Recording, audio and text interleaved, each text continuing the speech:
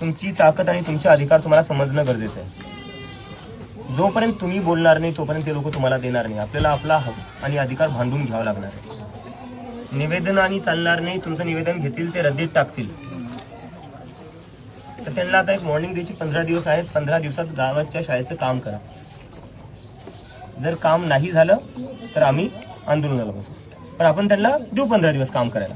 जर काम होत असेल, नीट प्रकारे काम होत असेल, बोलून काम होत असेल तर कशाला आंदोलन करायचं ना.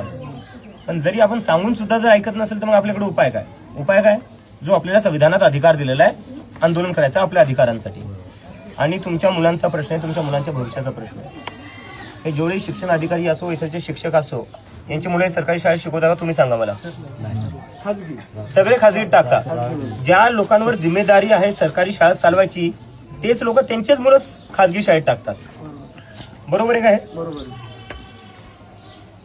तर ते कशाला लक्ष देतील? त्यांच्या मुलांचा तर भविष्याचा प्रश्नच नाही ना. प्रश्न कोणाचा आहे? तुमच्या मुलांचा. आणि त्याच्यासाठी तुम्हाला आता पुढे यावं लागेल. जर तुम्ही पुढे येऊन पुढाकार नाही घेतला, तुम्ही तुमचे हक्क नाही मागितले, तुमच्या मुलांचे हक्क नाही मागितले, ते तुम्हाला भेटणार नाही.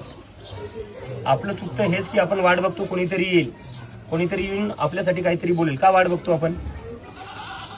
आपण जर स्वतःसाठी बोललो नाही तर दुसरा कशाला बोलेल?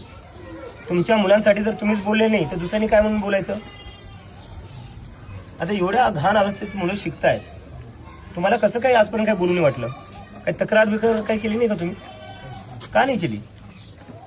तुमच्याच मुलं मुली शिकतायत ना. का नाही केली तुम्ही तक्रार? का अपेक्षा सोडून दिली आहे तुम्ही? इलेक्शन आलं की वोट द्यायचा, बस तिथपर्यंतच आपलं काम आहे. तिथपर्यंतच आपलं काम आहे. आणि त्याच्या पुढे काय? मग त्यांनी आपल्या डोक्यावर बसून नाचायचं आणि आपण सहन करत जायचं.